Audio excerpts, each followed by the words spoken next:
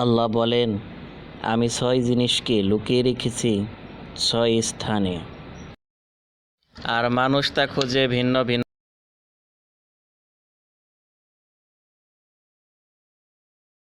আমি দ্বীন ইসলামকে রেখেছি ক্ষুধা ও দরিদ্রতার মধ্য দিয়ে, কিন্তু মানুষ তা খুঁজে উদারপূর্তি ও সচ্ছলতার মাঝে। আমি সম্মানকে রেখেছি শেষ রাতের ইবাদতে, কিন্তু মানুষ তা খুঁজে শাসক ও ক্ষমতাবানদের সাহচর্যে।